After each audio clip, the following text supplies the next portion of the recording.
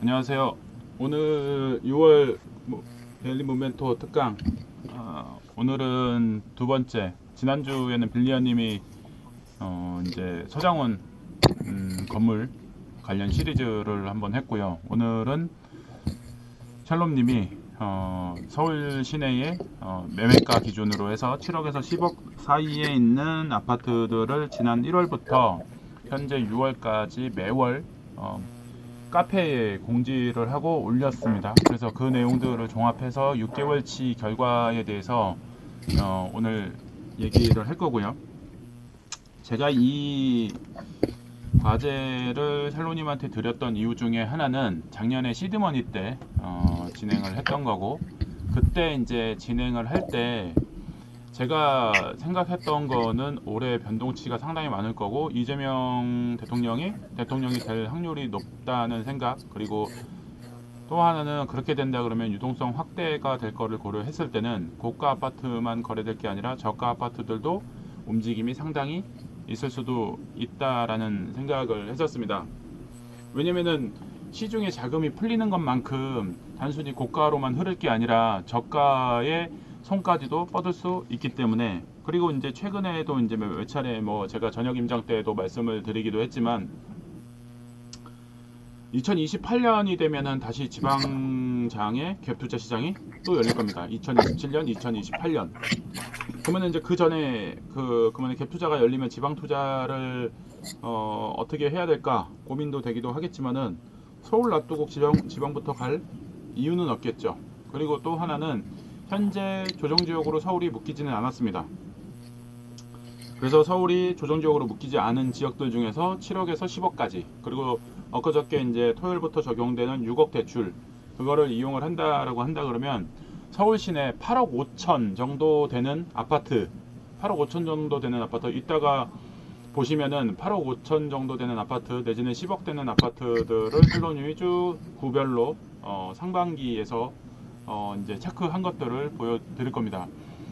그렇게 된다면 8억 5천을 의미하는 게 뭐냐면 8억 5천의 대출 한도는 비조정 지역은 70%, 그러면은 5억 9천 5백이 대출이 나오게 됩니다. 6억 상한선에 500 모자른 5억 9천 5백이 대출이 되죠. 그렇게 된다 그러면 자기 돈이 2억 좀 넘는 돈을 가지고 아파트를 구매할 수 있는 상황이 판이 벌어지고요. 강남 같은 경우에 다 비싼 아파트만 있다라고 생각을 하는데 그렇지 않습니다. 10억 조금 넘는 15억 정도 되는 호가 기준으로 되는 아파트들도 있습니다. 그래서 이제 그런 아파트들 같은 경우에도 대출 한도가 50%인데 생애 최초 기준으로 했었을 때 1주택자가 그러면은 15억짜리는 7억 5천 대출 받을 수 있는데 6억 한도니까는 7억 5천이 아니라 6억을 대출을 받을 수 있겠죠. 그러면은 현금 9억 있는 사람은 그 아파트를 살 수 있을 겁니다. 지금 이런 식으로 전방위적으로 돈 많은 고액 자산가들은 현금을 주고 비싼 아파트를 샀다면 현 시점에서는 이 대출을 고소득자한테 몰빵하는 방식이 아니라 여러 명에게 대출을 해줄 수 있는 구조로 지금 사실상 바뀐 거예요. 앞전에는 소득이 높고 그 다음에 신용이 괜찮으면 고액 아파트를 살 때 18억을 한 사람한테 빌려줬다면 지금은 6억으로 한도를 제한을 하면서 한 사람당 6억씩 3명에게 돈을 뿌릴 수 있는 효과가 생깁니다. 그렇게 된다 그러면 3명이 아파트를 사게 되고 이걸로 인해서 시중의 자금이 유동성이 커지게 되겠죠. 한 사람한테 몰빵이 되는 게 아니기 때문에. 그래서 이런 상황들을 생각을 해본다 그러면 지금 현재 7억에서 10억 사이 아파트 오늘 하는 내용들을 자세히 보신다 그러면은 현재 흐름과 비교해서 연결해서 생각해 보시면은 상당히 도움이 또 많이 되실 수가 있을 것 같아요. 역으로 2주택까지는 비조정 지역은 갭 투자를 해라라는 시그널도 될 수가 있을 겁니다. 그래서 지금 현재 상황에서 어떻게 자금을 운용하느냐에 따라서 여러 가지 시그널들이 있을 거예요. 그러면은 2주택은 대출이 하나도 안 나오는데 어떻게 그래요? 라고 할 수는 있겠지만은 절묘하게 지금 정책들을 활용을 하면 될 것 같고, 정책이 이대로 갈 게 아니라 야당인 국민의힘이 거세게 반발을 하거나 그러한 내용으로 간다 그러면 약간의 조정도 있지 않을까, 그런 생각도 한번 해보기도 합니다. 지금 사실상 이 판이 시중에 유동자금을 푸는 역할을 상당히 할 겁니다. 그러면서 시중에 전체적인 물가 인상의 효과가 생길 거고 물건의 가격들이 많이 상승하는, 그리고 기존에는 양극화로 인해서 낮은 물건들, 가치가 좀 별 볼 일 없다고 하는 것들에 대해서는 약간 소외가 됐었는데 그것마저도 사겠다는 흐름으로 가지 않을까 생각이 듭니다. 그래서 오늘 강의를 한번 잘 들어보시고 한번 전략적인 포트폴리오를 한번 세워보시면 많은 도움이 될 것 같습니다. 자, 이제부터 시작을 하겠습니다. 헬로님, 시작해주세요. 네. 안녕하십니까. 서울 똘똘이를 화면이 지금 샬롯님 나오는데? 제가 나온다고요? 아니, 그 얼굴이 나온다는 게 아니라 지금 공유 화면이 안 나오는데요? 아, 그래요? 잠시만요. 네.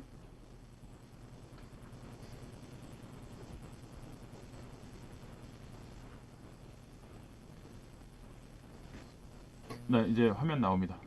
네, 맞습니다. 네. 하시면 됩니다. 안녕하세요. 서울 똘똘이를 3억대로 서울시 7억에서 10억 아파트 조사를 발표하게 된 샬롬입니다. 우선 이 조사는 방금 멘토님이 말씀하신 것처럼 2025년 시드머니 강의 숙제로 시작을 해서 무려 6개월 동안에 걸쳐서 준비한 자료입니다. 서울 12개구 그리고 61개 단지를 조사하며 실제 데이터를 수집하고 이제 나름대로 분석을 해보았습니다. 짧은 시간이지만 오늘 이 발표가 여러분의 투자 전략과 부동산 공부에 조금이나마 도움이 되기를 바랍니다. 발표 목차는 우선 조사 기준을 살펴보고 그리고 이제 조사했던 지역과 단지들을 알아본 다음에 갭 투자 중심으로의 리스트, 그리고 지금 상승하고 있는 지역들 리스트, 그리고 거래량이 많은 지역들의 리스트, 그 중에서 제가 선택한 단지들과 지역을 살펴보고 마지막으로 이제 이 조사의 느낀점을 공유하면서 마무리를 하도록 하겠습니다. 먼저 조사 기준에 대해서 말씀드리겠습니다. 저는 7억에서 10억 사이의 매매가를 가진 단지를 중심으로 조사했습니다. 단순히 매매가만 본 게 아니라 실거주도 가능하다고 판단되는 20평에서 39평대의 단지를 대상으로 이제 조사를 했고요. 또한 시장의 반응을 보여주는 지표인 거래량도 중요하게 검토를 했습니다. 규모 면에서는 300세대 이상의 단지를 기준으로 삼았지만 강서구나 중구에서는 일부 300세대 미만 단지나 10억대를 소폭 넘는 단지들도 좀 조사에 포함된 부분들이 있습니다. 그리고 단지를 선정할 때는 학군, 교통, 개발 가능성, 주변 환경, 그리고 이제 가장 중요한 가격까지 종합적으로 고려를 해서 단지들을 선정했습니다. 그러면 제가 6개월 동안 조사했던 지역들과 단지들을 한번 살펴보는 시간을 가지면 좋을 것 같습니다. 우선 지역은 제가 지금 구로구에 살고 있거든요. 그래서 서남권, 서부권, 그리고 용산구를 제외한 도심권까지 이제 12개구를 제가 살펴봤는데요. 총 세보니까 61개 단지더라고요. 그래서 우선 처음으로 했던 구로구부터 살펴보면 될 것 같습니다. 구로구에서 가장 낮은 갭을 보인 단지는 개봉 두산으로 갭이 1.85억 정도였습니다.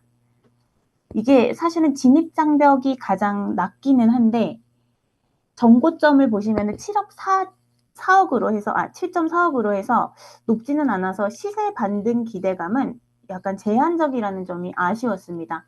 반면에 이 리스트에서 보면은 구로주공은 갭은 좀 4.6억으로 높기는 하지만 정고점 대비해서 한 2, 3억의 상승 여력이 있고 대단지고 입지가 좋아서 이 중에서는 사실은 이제 구로주공을 투자하는 게 맞지 않나라는 생각은 했지만 구로구를 조사할 때까지만 해도 그렇게 생각을 했지만 뭐 영등포구, 뭐 중구 등등 다른 지역을 조사를 하면서 사실 이 정도 갭으로는 살 수 있는 곳들이 정말 많구나. 그래서 이제 여기 구로주공에서 벗어나서 좀 더 넓게 나가야겠다라는 생각을 하면서 다른 지역들을 조사했던 기억이 납니다. 다음 지역으로는 영등포구입니다. 처음에는 이 지역에 3억대 갭이 없을 거라고 생각을 했었어요. 그런데 델방에서 많이 언급이 됐던 양평 한신이 생각보다 3.5억으로 갭이 3.75억으로 갭이 굉장히 작았습니다. 그리고 영등포 경남 아너스빌도 그때 임장 갔을 때 한번 봤었었는데 생각보다 이제 아예 매수가 불가능할 거라는 생각을 했었는데 뭐 갭이 정말 높기는 해서 사지는 못하겠지만 생각처럼 그렇게 높지는 않다라는 생각을 해서 이제 영등포 그 안에서도 사실 잘 골라보면 좋은 곳들이 많이 있구나라는 생각을 했고요.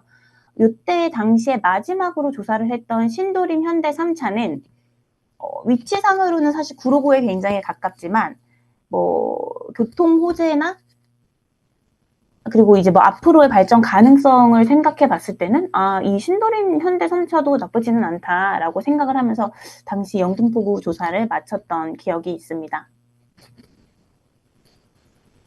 그 다음으로는 관악구입니다. 저는 사실 관악구는 이제 조사하기 전에는 뭐 다른 구도 그렇기는 했지만 이해도가 높지 않았던 지역이에요.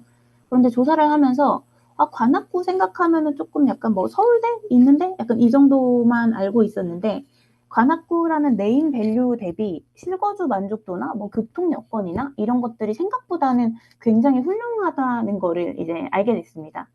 그 중에서도 굉장히 이제 매력적이었던 단지는 봉천두산인데 봉천두산은 세대수도 많고 그리고 이 위쪽으로 해가지고 현대시장 쪽에 상권도 굉장히 많이 이제 발달되어 있고 그리고 앞으로 이제 신안산선도 들어오고 이런 부분들을 좀 생각을 해보면 앞으로도 지금도 나쁘지 않지만 앞으로도 좀 더 좋아지겠구나라는 생각을 해서 봉천두산을 제목으로 그때 썼던 기억이 있습니다.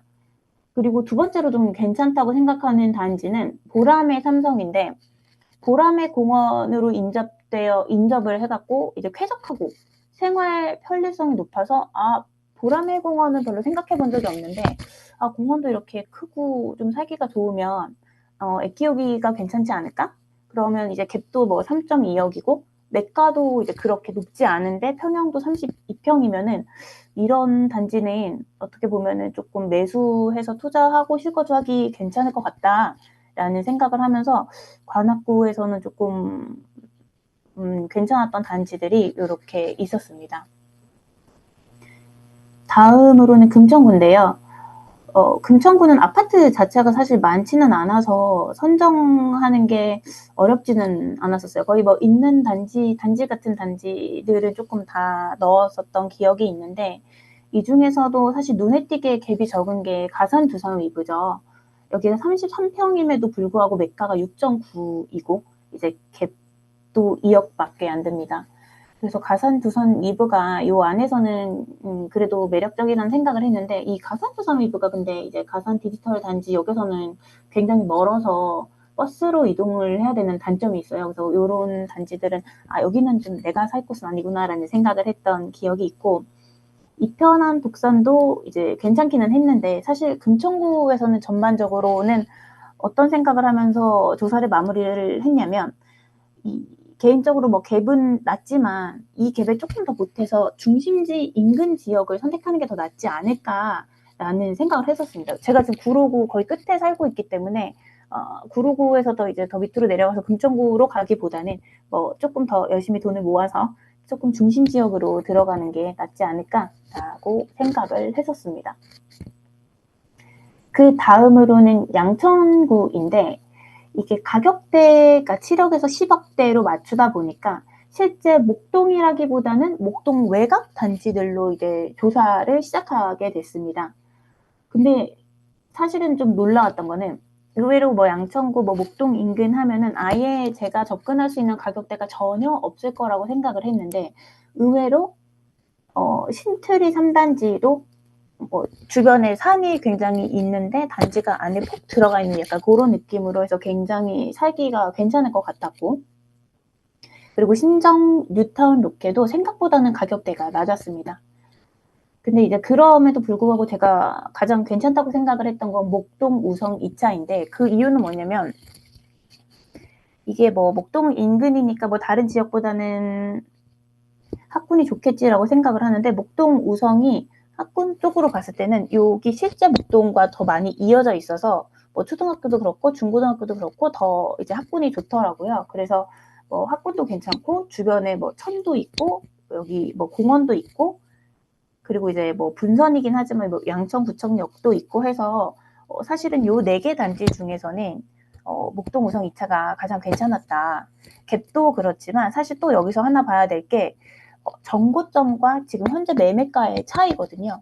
근데 그 부분으로 봤을 땐 사실 이 중에서 가장 상승 여력이 있는 게 목동 우성 2차였기 때문에 이게 좀 약간 새로운 발견이었다라는 생각을 했었습니다. 그 다음에는 강서구인데요.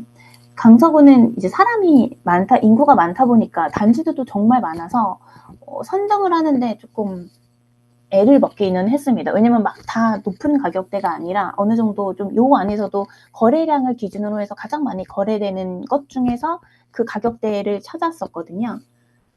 그래서 단지가 다양해서 이제 고르는 재미가 있었고, 강서구는 전반적으로 정고점 대비 2에서 3억 사이의 이제 상승 여력을 가진 단지가 많이 있었습니다. 그래서 이제 9호선도 연계가 되어 있고, 여의도, 강남 접근성도 좋아서 아무래도 좀 그렇지 않나라는 생각을 했는데, 이 중에서 사실 제가 가장 마음에 들었던 거는 염창동화랑 그리고 등촌 부영 아파트였어요. 염창동화는 그 뒤에 또 바로 이제 천이 흐르고, 그리고 그 주변이 여기는 전부 다 단지들이거든요. 염창동화 주변도 다 단지들이고, 등촌 부영 아파트 옆도 다 단지들이에요. 그래서 사실 요 두 단지들이 제일 괜찮다고 생각을 했는데, 염창동화보다는 사실은 이제 등촌 부영이 2개 호선을 좀 약간 접근할 수 있는 게 있어가지고 등촌 부영 아파트를 조금 더 선호했던 기억이 있습니다. 근데 이게 사실 이 마지막에 마곡동 신안을 보시면 세대수는 제가 아까 말씀드린 300세대가 안 되는 세대 중에 하나인데, 이게 정고점이랑 그리고 현재 가격의 그 차이가 엄청 나거든요. 그래서 사실은 이게 마곡나루 바로 인근에 있는 단지라서 이게 뭐 마곡나루를 바로 이용할 수 있고, 뭐 일자리도 이 마곡 일자리도 가깝고 그 주변에 뭐 이제 공원이나 이런 것들을 다 이용할 수 있다는 게 굉장히 매력적이기는 했는데, 아무래도 단지가 너무 적고 그리고 이제 호건누노의 평가들이 너무 안 좋았었기 때문에 이 마곡동 신안은 약간 좀 제쳐두고 가게 되었습니다.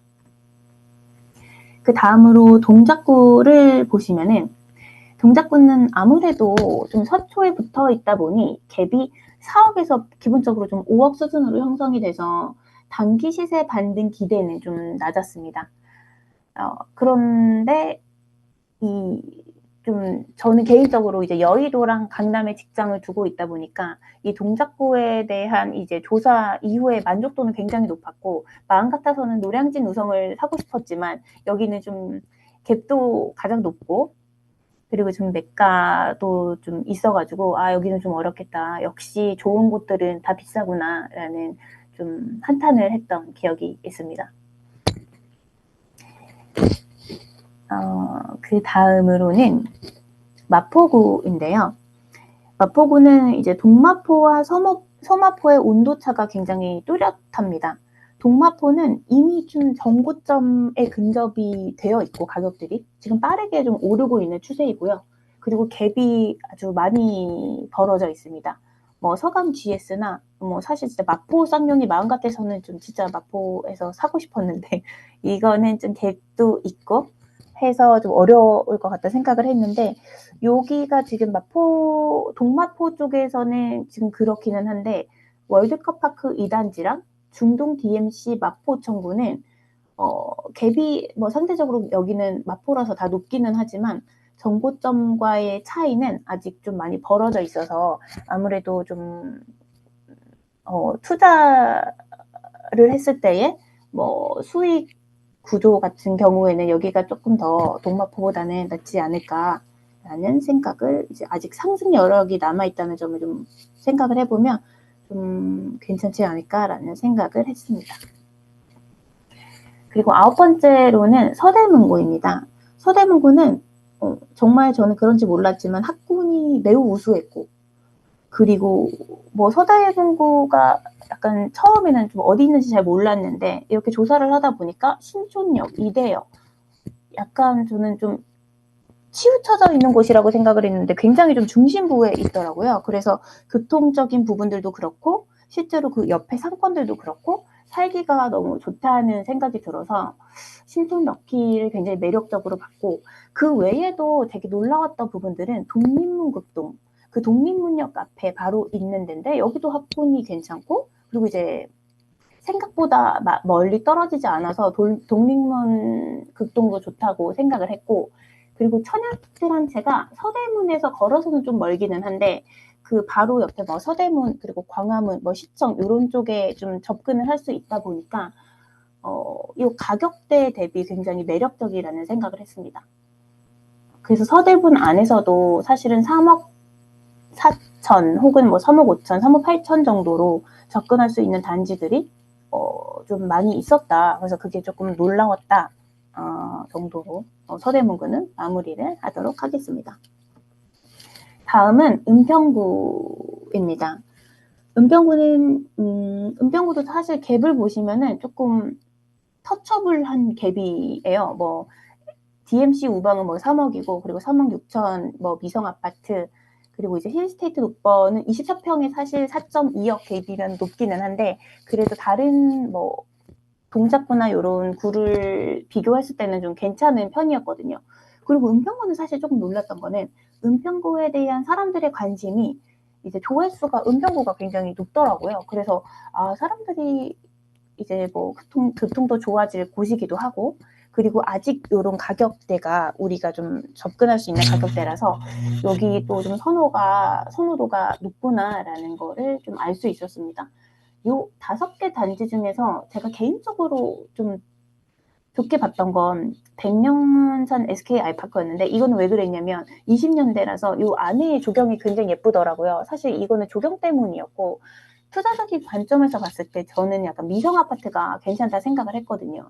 왜냐면 연신내역 이제 바로 앞이기 때문에 여기서는 이제 교통 효과도 많이 누릴 수가 있을 것이고, 재건축 호재도 있기 때문에 재건축이 되고 나면은 훨씬 더 좋아지지 않을까. 그리고 그럼에도 불구하고 가격이 좀 너무 낮은 편이어서 어떻게 보면은 좀 미래를 본다면 불광동 미성 아파트도 나쁘지 않지 않을까라는 혼자 생각을 해보면서 그때 조사를 마무리했던 기억이 있습니다. 그 다음으로는 종로구입니다. 종로구에서는 사실은 무역현대가 갭도 적당하고 정고점 대비 추가 상승 여력이 있어서 주목을 했었습니다. 근데 여기서는 좀 되게 놀라웠던 거는 명륜 아남 1단지거든요. 이게 바로 해화역 옆에 있는 건데 이게 사실 매가는 굉장히 높은데 전세가가 막 거의 8억, 7억 8천 이렇게 되다 보니까 갭이 상대적으로 굉장히 낮은 거예요. 그래서 명륜 아남도 사실은 그 주변에 막 해화역 있고 막 거기 상권도 있고 뭐 주변에 공원들 바로 뒤에 막 산 있고 해서 여기도 살면은 진짜 괜찮겠다라는 생각을 했던 기억이 있습니다. 그런데 있습니다. 그리고 마지막으로 이제 최근에 조사했던 중구인데요. 중구는 제가 가장 마음에 들었던 단지는 덕수궁 롯데캐슬이었어요. 입지도 되게 좋고, 그리고 뭐 바로 주변에 뭐 서울역도 있고, 그리고 뭐 덕수궁이 있고, 막 다 주변이 너무 깔끔하게 정리가 되어 있어서 또 플러스 학군까지 좋아서 너무 이제 인상적이었다. 하지만 여기는 뭐 굉장히 희소성이 있는 단지라서 투자를 하면 좋겠다는 생각을 했지만 사실 여기 이 표를 쳐놓은 약수하이츠랑 덕수궁 롯데캐슬을 보시면은 약수하이츠는 지금 매가랑 정보점이 좀 많이 벌어져 있거든요. 그래서 좀 뭔가 얻어낼 수 있는 수익이 정보점까지 간다고 보면 있는데, 덕수궁 롯데캐슬은 지금 22평은 거의 근접한 가격이지만 26평, 28평의 경우에는 최근에 정보점을 계속 이제 막 돌파하고 있거든요. 그래서 뭐 아무리 덕수궁 롯데캐슬이 희소성이 있고 많이 올라가겠지만 지금 약간 이렇게 도전적인 걸 하기에는 좀 상황이 그런 상황이 아니지 않을까. 그래서 좀 안전하게 정거점까지 좀 거리가 있는 약수 하이츠로 투자를 하는 게 좋지 않을까라는 생각을 했던 기억이 있습니다. 근데 여기서 저는 사실은 굉장히 매력적으로 느꼈던 거는 남산타운이거든요. 뭐 남산타운을 예전에 이제 인근 이렇게 해갖고 지나가 본 적은 있는데 여기가 그렇게 서울 남산타워에서 가까운지는 잘 몰랐었어요. 어떻게 보면 이게 남산타운인 이유가 남산에 근처에 있는 이제 타운이라서 그런 건데 그거를 저만 캐치를 못했던 것 같습니다.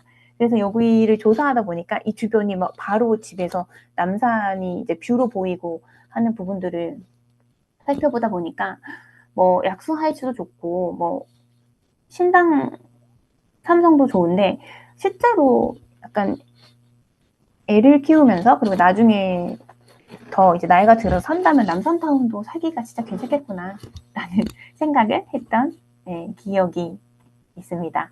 그래서 실제로 이 12개 단지를 봤을 때는 약간 특징들이나 선호 단지들을 이제 요약을 해놨는데요. 방금 이제 말씀드린 부분들이 대부분이고 여기서 제가 어떤 단지를 선호하고 그리고 어떤 지역을 선호하는지는 여기 뒤편에서 다시 한번 말씀드리도록 하겠습니다.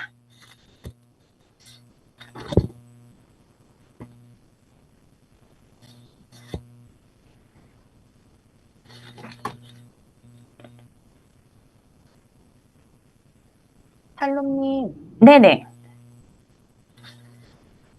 강의 전반전 고생 많으셨고요. 물 아, 한 모금 드시고, 네네네. 네, 5분 정도 쉬었다가 저희 9시 10분부터 다시 두 번째 파트 시작할게요. 알겠습니다. 네. 네.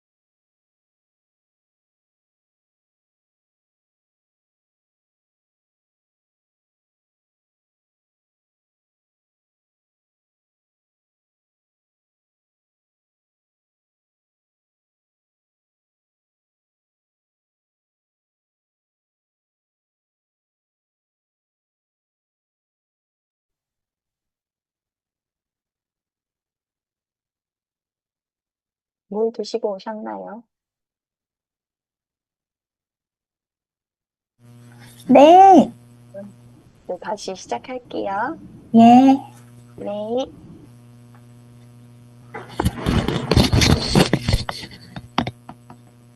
사실 지금부터 그럼 다시 시작하겠습니다.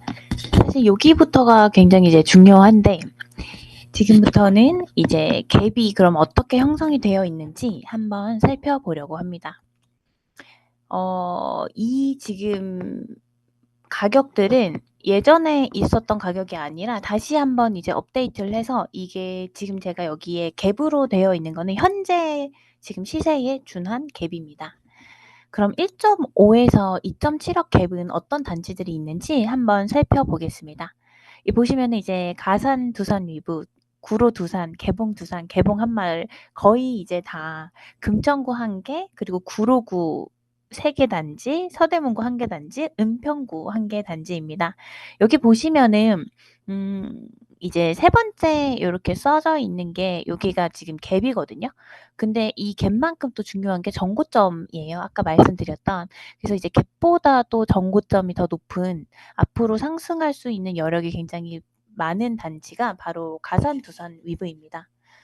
그리고 사실 여기 있는 단지들 대부분이 갭이 낮기 때문에 상승 여력들도 어느 정도 좀 있는 단지들이라서 뭐 구로 두산이라든지 개봉 한마을이라든지 그리고 뭐 남과자 현대라든지 이런 단지들은 좀 약간 매력이 있다고 봐주시면 됩니다.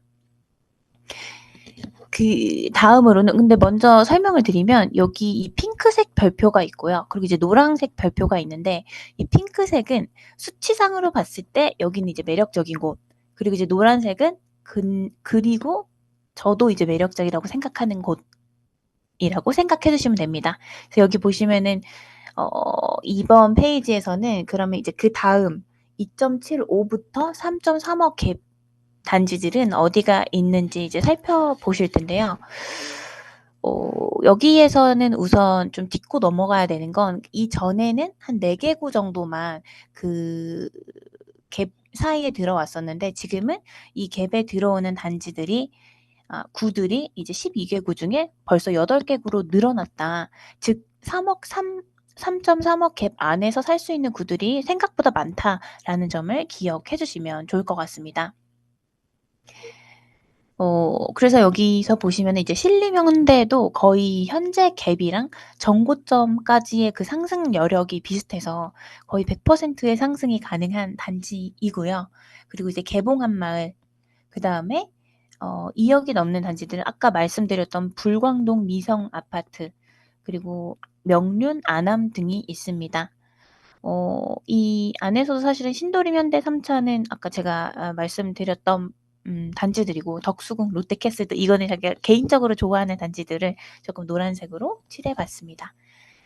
그래서 2.75에서 3.3억 갭으로도 신도림 미성을 살 수가 있고, 그리고 이제 금천 로케를 살 수가 있고, 금천 로케는 사실은 소형 평수기는 해요. 그리고 뭐 종로에 있는 청계 힐스테이트도 접근이 가능하다. 그리고 덕수궁 롯데캐슬도 22평이라면 괜찮다. 이 가격으로 가능하다라는 말씀을 드리면서 그다음 3.5에서 4억 이상 갭 이쪽 이 구간에 속하는 단지들을 살펴보도록 하겠습니다. 아까 말씀드렸던 이제 마곡동 신안 여기도 지금 사실은 현재 갭이랑 지금 가격에서의 정고점의 갭이 굉장히 비슷한 거의 각각 4억 정도로 보시면 되는데요. 이런 단지들이 나중에 좀 상승장에 왔을 때 좀 더 빠르게 그때까지 치고 갈 수 있는 그런 가능성이 좀 있다고 판단을 합니다. 그리고 봉천 두상은도 아직 상승할 수 있는 여력이 많이 남아 있고 구로주공, 그리고 목동 우성 2차, 그리고 약수 하이츠 이 단지들은 어느 정도 좀 매력이 있는 단지들이라고 생각해 주시면 좋을 것 같습니다. 그러면 4억, 5억 갭까지 가는 단지들은 어디가 있을까? 우선 보시면은 뭐 강서, 마포, 동작, 영등포, 양천, 그리고 종로 요 단지들이 있는데요. 여기 뭐 등촌 부영 아파트, 그리고 노량진 우성, 그리고 대방주공, 그리고 뭐 상록 아파트, 그리고 양평 한신, 뭐 무학 현대 등이 있습니다. 사실 이거 이외에도 한 6억에서 7억 갭이 있는 단지들도 있었거든요. 뭐 마포 쌍용이라든지. 근데 이제 그거는 좀 너무 나간 갭이라서 제가 따로는 리스트업을 하지는 않았습니다. 그러면 지금 지금도 오르고 있는 단지를 한번 살펴보겠습니다. 가격 변화 데이터는 조사 당시 거래가와 그리고 최근 거래가를 비교하는 방식으로 정리를 했습니다.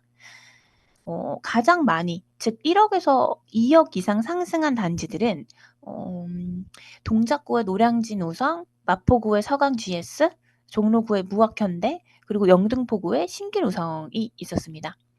여기가 갑자기 이렇게 왜 이렇게 상승을 하는 건가라고 살펴보면은 사실 요 이름을 보시면은 원래 좀 좋은 단지들이구나. 그래서 이제 매매가가 굉장히 빠르게 반응하고 있구나를 보실 수가 있고, 그리고 이제 노량진은 노량진 이제 재개발이랑 그리고 이제 9호선도 있고 요런 장점들 때문에 여기는 좀 빠르게 상승을 하고 있는 것 같고, 서강 GS는 사실은 이제 한강을 바로 보고 있기 때문에 여기는 '왜 이렇게 오르는 거지?'라는 이제 질문을 안 해도 되는 단지이고요. 무학현대는 뭐 교통이나 학군, 예전에 좀 가격이 많이 하락했었기 때문에 좀 지금 빠르게 사람들이 이제 눈을 돌리고 이런 하락한 단지들을 좀 빠르게 찾고 있다라는 거를 좀 확인을 할 수 있었습니다. 그러면은 그 외에 또 다른 단지들은 어디가 오르고 있을까요? 8천에서 사실은 1억 좀 안 되는 선이면 많이 올라가는 편이거든요.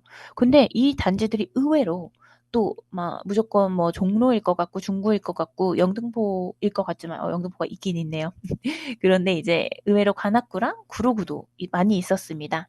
그래서 이제 신림현대, 보라매 삼성, 봉천두산, 구로현대, 신도림 미성, 이런 단지들이 제가 볼 때 최근에 지금 한 3-4개월 동안에 가격 변화가 빠르게 일어나고 있는 이유는 많이 떨어져 있었기 때문이라는 생각도 있습니다. 신림현대가 너무 많이 떨어져 있었기 때문에 사람들이 지금 빨리 어 가격 대비, 그러니까 가치 대비 많이 떨어져 있는 가격들을 좀 매수를 하고 있는 게 아닌가. 그래서 이제 가격들이 많이 변화가 일어나는 게 아닌가라는 생각이 들었습니다.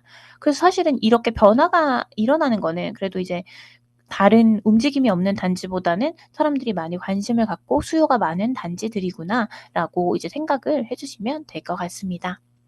다음으로는 이제 5천에서 8천 어느 정도의 좀 수요가 있고 그래도 변화가 있는 단지들인데요. 강서구가 우선 3개 있었고, 그리고 이제 금천구, 그리고 동작구, 신촌 럭키, 독립문 국동, 힐스테이트 녹번, 남산타운 등이 있었습니다.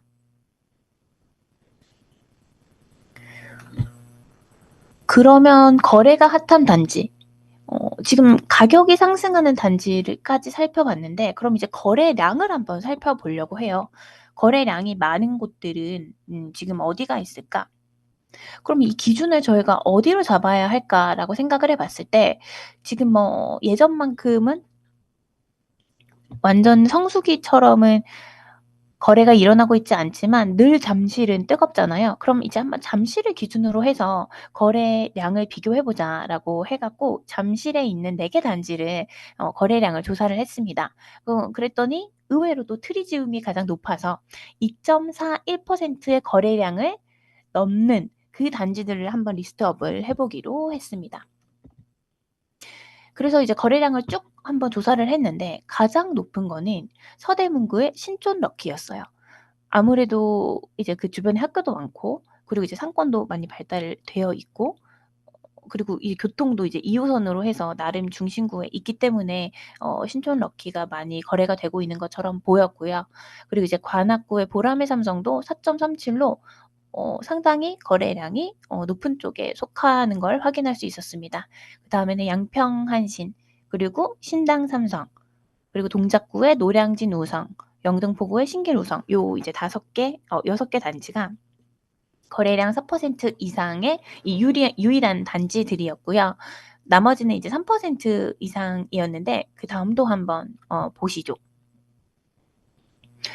그 다음을 보시기 전에 우선 거래량을 이제 비교를 하면서 요 표를 작성을 한 거는 사실 중요한 거는 좀 다 넣어봤어요.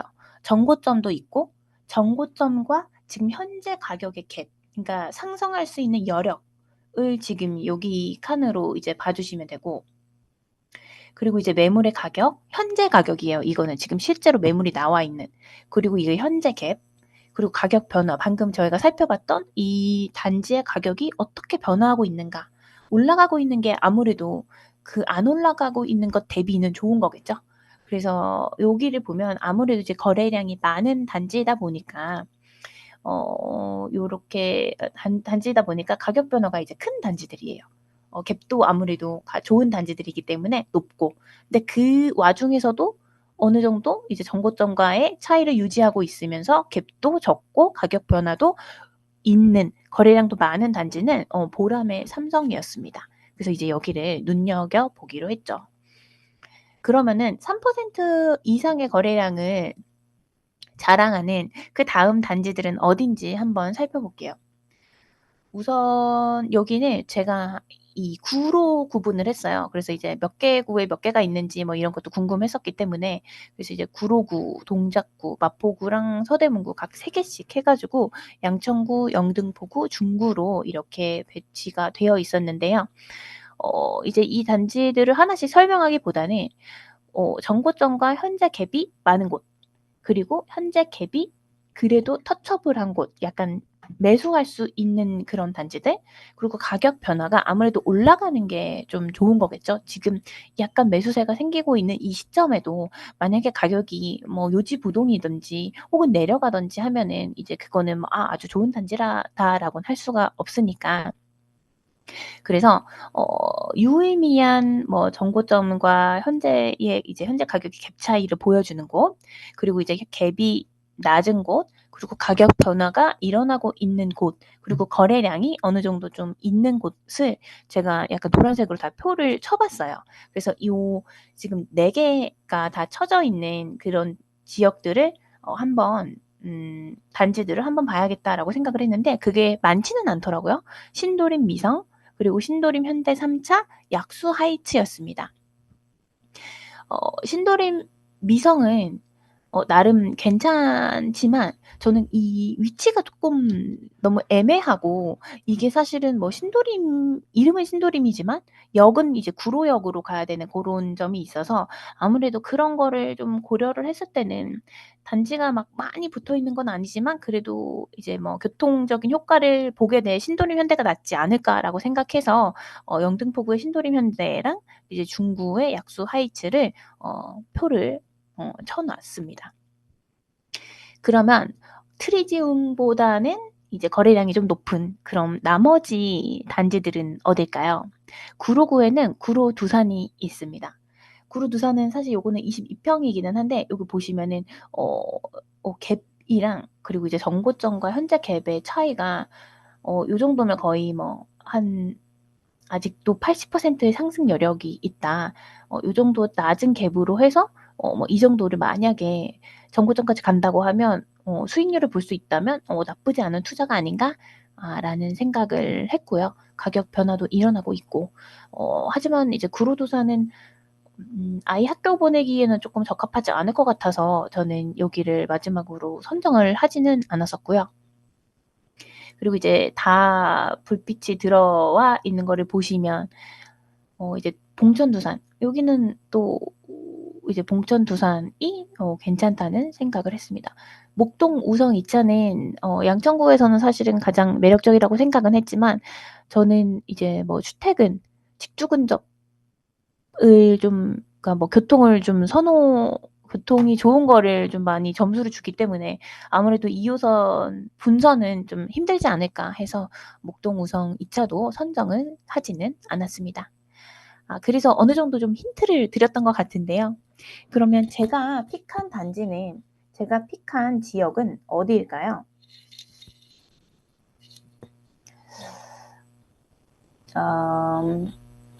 우선 제가 픽한 지역들은 서대문구랑 마포구랑 동작구입니다. 여기 이 12개구 중에 왜 하필 여기를 선택을 했을까를 한번 살펴보면 사실 서대문구는 이렇게 말하면 좀 그럴 수도 있지만 저에게는 좀 쇼킹이었어요. 왜냐면 서대문구가 저는 학군이 좋은지 몰랐거든요. 근데 이제 뭐 여왕님도 계시는 뭐 이화여중고 그리고 명지고 그리고 대신고 등 전통 명문 학교가 굉장히 많이 있었고 여기 보시면 이 상위 학교가 5개나 포진하고 있고 그리고 이 중간이 또 6개나 있다는 게 계속 여기 그 외 지역만 있는 데를 그 외 학군만 있는 데를 봤던 저에게는 굉장히 좀 쇼킹하게 다가왔기 때문에 서대문구의 이미지가 굉장히 좋아졌고요. 그리고 이제 중구랑 이제 뭐 종로랑 또 다 붙어있기 때문에 일자리 접근성도 굉장히 좋더라고요. 광화문, 종로, 여의도, 용산으로 뭐 15분에서 25분대 그리고 뭐 마포 사이에 일자리 벨트 중심이죠. 일자리도 많죠. 그렇기 때문에 서대문구를 좀 다시 보게 되는 계기가 되었고 그다음으로는 마포구인데 사람들이 이제 마포를 되게 좋아하잖아요.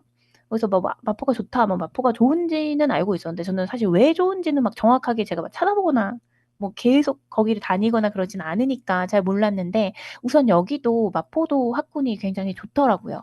여기는 심지어 또 그 외가 없어서 어쨌든 진짜 뭐 안 좋은 학교는 안 갈 수밖에 없는 상황이다. 그렇게 해서 뭐 서울 강북권에서 최상위권인 뭐 마포, 중구 등 학군을 가지고 있다. 이게 굉장히 큰 강점이었고 아무래도 저는 이제 여의도랑 이제 강남을 가야 되다 보니까 요 일자리 접근성도 굉장히 한몫을 했습니다. 뭐 저야 뭐 그냥 지하철 타고 가면 되기는 하는데 만약에 이제 뭐 남편이 걸어가도 된다고 하면 여기를 뭐 여의도를 안 걸어가겠지만 요런 좀 집을 사주면 너무 좋지 않을까라는 생각을 해서 마포 쌍용이 정말 사고 싶었던 기억이 납니다. 그다음에는 마포구는 뭐 이 교통만 좋고 뭐 학군만 좋은 게 아니라 그 옆에 또 이제 홍대랑 뭐 이제 상수랑 해 가지고 좀 이제 상권도 굉장히 많이 발달을 해 있다 보니까 젊은이들의 그 힙한 거리에서 좀 살 수 있다는 그런 구에서 살 수 있다는 그런 장점이 있지 않나라는 생각을 해서 마포구를 선택을 했었고요. 마지막으로는 사실 2개만 고르려고 했는데 동작구도 좋아서 동작구는 그냥 그 위치 자체가 강남이랑 가깝고 여의도랑 가까운 것 때문에 굉장히 저에게는 메리트가 있다고 생각을 했고 그리고 동작구에서는 사실은 노량진 우성이 너무 기억에 많이 남는데 노량진 재개발 효과랑 그리고 이 근처 이 서초의 이 반포 학원가를 이용할 수 있다는 점 그리고 바로 앞에 한강공원을 갈 수 있다는 점들 해서 요 단지 여기 지역도 굉장히 매력적이라고 생각을 했습니다. 그래서 전체적으로 뭐 정고점도 보고 뭐 갭도 보고 요 갭도 보고 그리고 이제 정고점와의 그 차이도 보고 가격 변화랑 거래량 뭐 이런 것들을 다 봤을 때 제가 선택한 단지는 이 4개입니다. 관악구에 있는 보라매 삼성, 영등포구에 있는 신도림 현대 3차, 중구에 있는 약수 하이츠, 그리고 관악구에 있는 봉천 두산. 여기를 제가 왜 선택했는지 한번 말씀드려 보도록 할게요. 사실은 뭐 완벽하게 마음에 드는 단지들은 아니에요. 왜냐면은 아무래도 뭐 우리의 뭐 100점짜리 단지들은 사실은 어디에 있는지 우리 모두 다 알고 있으니까. 하지만 제가 갖고 있는 돈으로 그리고 이제 실거주를 할 수 있는 단지 그리고 그중에서도 뭐 교통도 뭐 편리하고 주변 환경도 좋고 뭐 상권도 좀 발달해 있는 곳으로 찾다 보니까 포기할 것은 쪼끔 포기하고 가져갈 것은 가져가면서 최선의 선택을 하는 고렇게 단지 선택을 했습니다. 그래서 학구는 쪼끔 아쉬워요. 왜냐면 보라매 삼성이 여기가 이 왼쪽 편으로 해서 다 이제 아파트 단지들이 많이 있는데 거기 초등학교를 가는 게 아니라 여기에 있는 이제 여기 빌라들 요쪽에 있는 많은 이쪽이랑 약간 완전 동떨어지는 초등학교예요. 그래서 '초등학교 보내기가 힘들 것 같다.' 그러면 사실은 '그럼 이쪽으로 다시 봐 볼까?' 해 갖고 이쪽 단지를 보니까 가격이 이 갭으로는 갈 수가 없는 가격이더라고요. 그래서 그러면 뭐 '괜찮아. 그냥 보내면 되지.' 약간 이렇게 해서 보라매 삼성을 선택을 하게 됐고요. 여기가 되게 좋았던 거는 교통이 뭐 신림선 7호선 약간 이렇게 해서 '아 별로 안 좋을 것 같은데?' 했는데 실제로 여의도랑 강남 시청이 30분 안에 갈 수가 있더라고요. 그래서 교통이 너무 좋아서 선택한 것도 있고, 그리고 이제 주변 개발이 엄청 많이 있지는 않지만 바로 밑에 봉천 1-1 재건축이 있어서 '좀 효과를 좀 보지 않을까.'라는 생각을 했고요.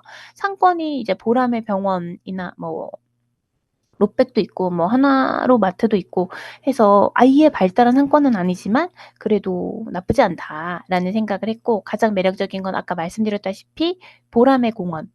저는 이 구일에 살다 보니까 좀 이제 공원도 있고 좀 도서관도 있고 좀 문화 생활을 즐길 수 있는, 아이를 데리고 좀 갈 수 있는 곳들이 좀 주변에 있었으면 좋겠다라는 생각을 해서 보라매 공원을 아주 큰 점수를 줬습니다. 그래서 이게 제가 보라매 삼성을 선택했던 이유고요. 그다음으로는 신도림 현대 3 차예요. 사실 요렇게 보면은 이게 이쪽으로 신도림 단지들이 되게 많이 이제 포진이 되어 있고, 여기는 사실 반대편이거든요. 근데 그럼에도 불구하고 제가 여기를 선택한 이유는 신도림역도 사실은 지금 2 호선, 1 호선이 있는데 가깝고, 앞으로 이제 이 인근에 신안산선도 들어올 거고, 그리고 이제 GTX가 사실 들어오게 되면은 모든 접근성이 많이 달라지기 때문에 그거를 보면은 아무래도 신도림 미성보다는 '여기가 낫지 않냐.'라는 생각에 여기를 선택을 하게 된 거고요. 주변 상권이나 요런 부분은 쪼끔 많이 아쉽습니다. 하지만 여기 공원도 많고 뭐 천도 있고 뭐 길 건너서 상권은 이용을 하면 되니까 그런 부분, 이런 아쉬움들은 이렇게 뭐 차선책으로 한번 채워 보려고 합니다. 그래서 여기는 3.7억의 갭으로 그래도 34평형을 살 수 있는 지금 현재의 상황입니다. 다음으로는 약수 하이츠입니다. 저는 사실은 이제 저희 델방에서 요 약수 하이츠나 뭐 이제 신당당 삼성이나 요렇게 단지들이 좀 많이 언급이 되는데, 뭐 실제로 제가 많이 가 보거나 그런 건 아니라서 어떻게 왜 좋은지를 잘 몰랐거든요. 근데 이 실제로 이제 뭐 조사를 하다 보니까 어쩔 수 없이 뭐 교통도 살펴보고 학군도 살펴보고 주변에 개발은 없는지 뭐 상권은 어떤지 막 하다 보니까 '여기 뭐 빠지는 게 없네.' 약간 이렇게 해서 '아 그래서 좋다는 거구나. 그래서 안 좋다는 거구나.' 이번에는 조사를 하면서 사실 이런 거를 굉장히 많이 깨달았던 것 같아요. 그래서 사실은 여기 중구는 학군은 쪼끔 막 되게 좋거나 그렇지는 않지만 압구정 학원가로 빠르게 이동이 가능하다는 장점이 있고, 교통은 진짜 약간 말해 뭐해 같은 느낌이더라고요. 아무래도 뭐 이름만 그런 게 아니라 실제로 중구이기 때문에 뭐 을지로도 강남도 여의도도 다 너무 가까웠습니다. 사실 뭐 일자리만 가까운 게 아니라 주변에 어디를 갈 때도 다 중심에 있기 때문에 가깝겠죠. 그리고 약수 하이츠의 가장 큰 장점이 또 개발이 굉장히 많다는 거였는데, 뭐 밑에 남산타운도 있고 그리고 뭐 신당 8 구역 뭐 그 저쪽에 또 10 구역 뭐 이렇게 해서 주변이 다 개발이 되면 '여기는 더 많이 좋아지겠지.'라는 생각을 했습니다. 상권도 많이 발달해 있고요. 그리고 뭐 이제 주변에 공원들도 그리고 한강 접근성까지 굉장히 우수했던 요 약수 하이츠였습니다. 다른 데서는 저희가 이제 뭐 학군을 포기하고 상권을 포기하고 했는데, 여기는 아무래도 뭐 교통도 좋고 개발도 좋고 상권도 좋고 하다 보니까 포기해야 되는 게 하나가 있는데, 그게 뭘까요? 약수 하이츠를 가져가려면 포기해야 하는 거. 제가 지금 채팅창이 안 보이기는 하는데 평형입니다. 여기서는 이제 큰 평형은 이 가격으로는 불가능하고 4억 갭으로 뭐 한 10억 대, 9억 5천 대의 가격을 매수하기 위해서는 아무래도 소형 평수에서 아기자기하게 서로서로 옆에 꼭꼭 붙어서 잘 살아야 한다. 약간 고런 부분이 있었습니다. 마지막으로 선택한 단지는 봉천 두산입니다. 봉천 두산은 아무래도 이제 관악구 쪽은 뭐 학군이 그렇게 좋은 건 아니었고 특히 중학교는 좀 안 좋더라고요. 그런데 교통이 좋고, 그리고 이제 교통적인 이제 호재들이 좀 이제 많이 있기 때문에 여기가 매력적이라고 느껴졌던 거고, 특히 현대시장 쪽에 이제 신안산선이 들어올 거고, 그리고 이제 상권이 이 현대시장 쪽으로 해서 굉장히 많이 발달이 되어 있고 뭐 봉천역 쪽보다는 현대시장 쪽이 막 병원이나 뭐 학원이나 뭐 부족한 게 없을 정도로 잘 만들어져 있어서 봉천 두산을 사면 앞으로가 조금 더 많이 상승의 여지가 있지 않을까라는 생각이 들어서 봉천 두산을 선택했습니다. 지금 당장 좋은 것보다는 앞으로 좀 더 좋아질 곳을 사야지 가격에 좀 반등이 더 있지 않을까 해서 그렇게 해서 봉천 두산을 선택하게 됐습니다. 봉천 두산은 현재 갭이 이제 4억이고 그리고 거래량도 아까 그 트리지움보다는 높은 편입니다. 그러면은 이제 지금까지 제가 조사한 내용이 이제 마무리가 되었는데 전반기 조사를 하면서 이제 느꼈던 점을 한번 공유해 보려고 합니다. 뭐 총평이라기보다는 저의 느낀 점 정도로 생각해 주시면 좋을 것 같아요. 우선 첫 번째로는 기회는 반드시 이제 존재한다는 거를 이제 깨닫게 됐습니다. 뭐 사실은 7억에서 10억 사이에 서울 중심 입지가 가능할까? 저는 지금 이 구두를 잘 모르면서 '아 영등포구에 3억이 되겠어?' 약간 이런 생각들? '아이 중구에 3억짜리가 있겠어?' 알아보지도 않고 약간 이렇게 그냥 뭐 구로구만 약간 보는 계속 내가 맨날 보는 구만 약간 계속 보게 되는 그런 좀 틀에서 벗어나서 기회가 각 구에 다양한 형태로 존재를 하기 때문에 '쪼끔 더 많이 찾아보는 좀 습관을 들여야겠다.'라는 깨달음을 얻었고요. 그리고 또 놀라웠던 건 제가 1 월부터 해서 뭐 2 월, 3 월, 4 월, 5 월, 6월 단지들을 뭐 한 2-3 개씩 밀릴 때는 뭐 한 이제 뭐 3 개씩 또 조사를 하기도 했는데 이렇게 몇 개월 안 되는 사이에 이 갭 차이 그러니까 이 변동성이 이렇게 막 1억, 2억, 뭐 5천, 8천이 난다는 게 좀 굉장히 놀라웠어요.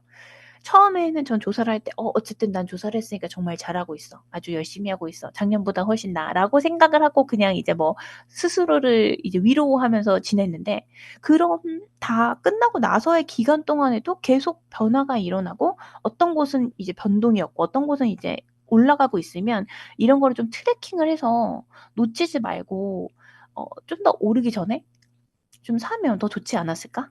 사실은 진짜 1-2 월이랑 지금 현재랑 좋은 단지들은 되게 변화가 명확하더라고요.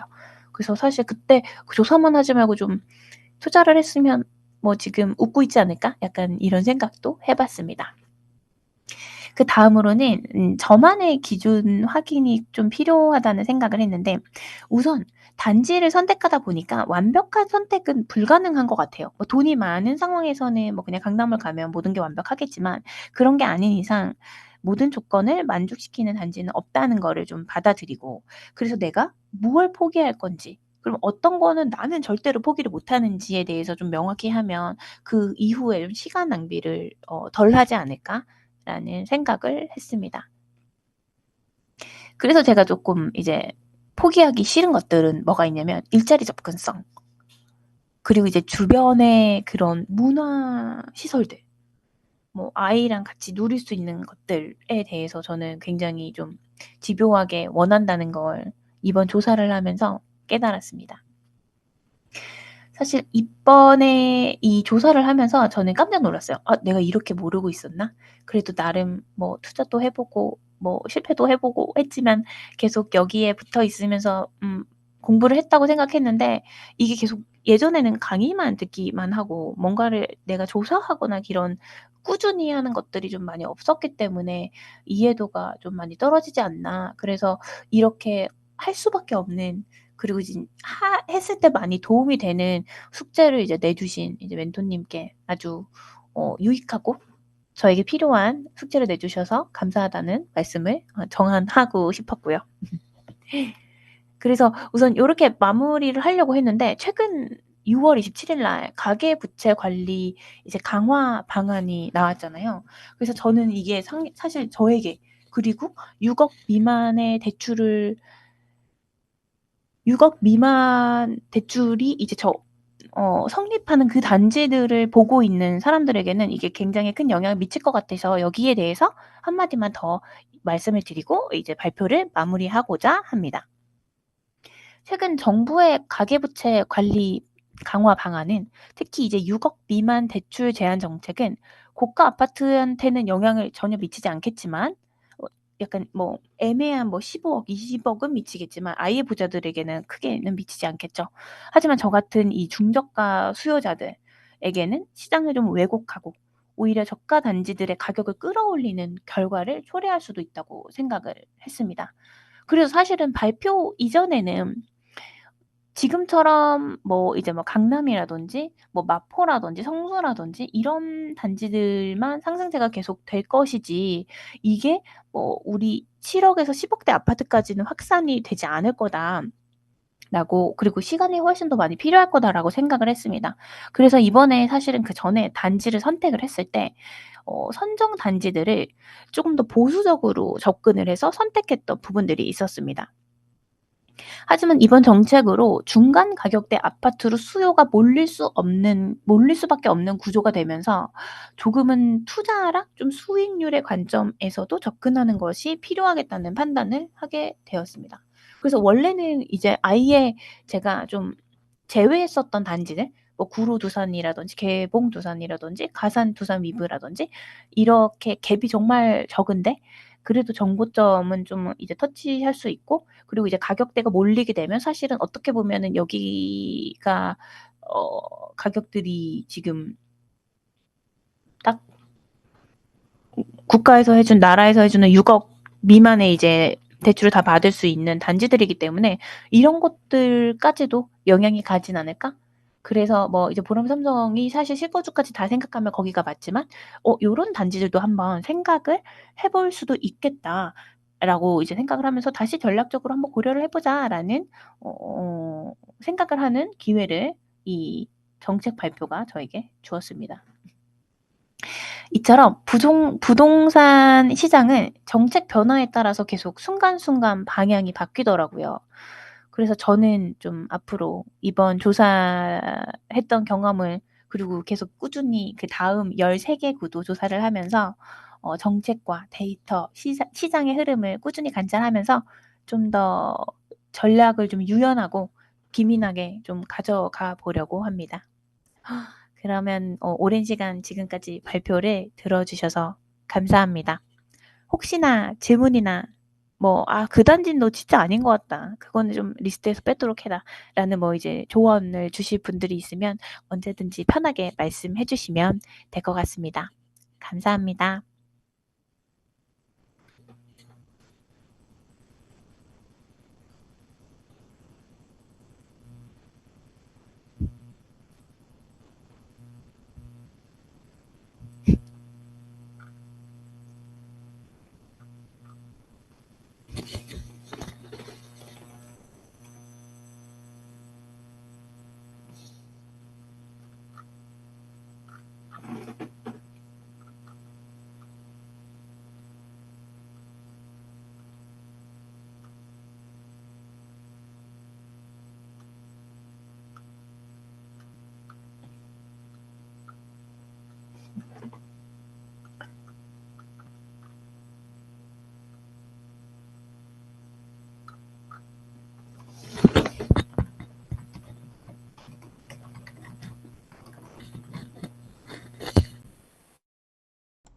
질문 있으세요?